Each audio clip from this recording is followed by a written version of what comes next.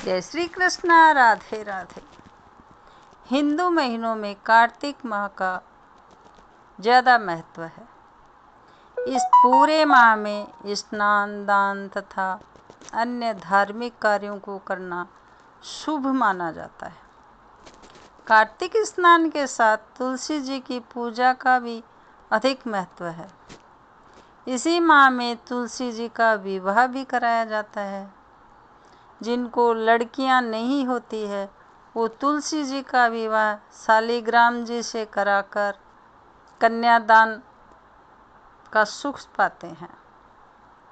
इसी कार्तिक माह से जुड़ी एक तुलसी जी की कहानी है, वो मैं आपको सुनाती हूँ। अगर आपने मेरा चैनल सब्सक्राइब नहीं किया है तो सब्सक्राइब कर लीजिए ताकि आने वाला वीडियो आपको आसानी से मिल सके। कार्तिक माह में सभी औरतें तुलसी जी को जल से सींचा करती हैं। एक बुढ़िया भी थी जो कार्तिक माह में तुलसी जी को सींचने जाती थी और जब वह जाती तो तुलसी माता से कहती, हे तुलसी माता सत की दाता, मैं तेरा बिरवा सींचती हूँ, मुझे बहू दे, पीले रंग की धोती दे, मीठा भात दे, बैकुंठ का वास दे, अच्छी मोत दे, चंदन का काठ दे, अच्छा राज दे, खाने को दाल भात दे, 11 के दिन कृष्ण का कांधा दे। बुढ़िया माँ की यह बातें सुन तुलसी माता सूखने लगी। तुलसी माता को यूं सूखते देख भगवान श्री कृष्ण ने पूछा, हे तुलसी, तुम दिन प्रतिदिन क्यों सूखती जा रही हो? तुलसी माता ने कहा, बस मेरे मन की मत पूछो। भगवान ने कहा कि मैं नहीं पूछूंगा तो कौन पूछेगा?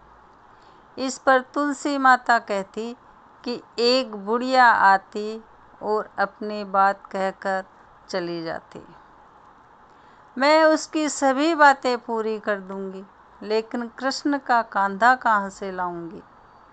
भगवान कृष्ण बोले कि वह मरेगी तो मैं अपने आप ही कांधा देने जाऊंगा।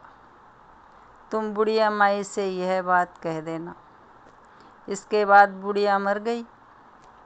बुढ़िया के मरने पर सारा गांव इकट्ठा हो गया और उसका अंतिम संस्कार आने पर उसे उठाने लगे, लेकिन वह बहुत भारी हो गई जिससे उसकी अर्थी टस से मस न हुई।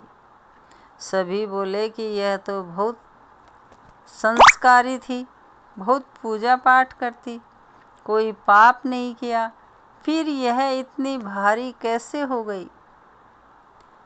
बूढ़े ब्राह्मण के वेश में भगवान आए और कहने लगे कि यह भीड़ कैसी है?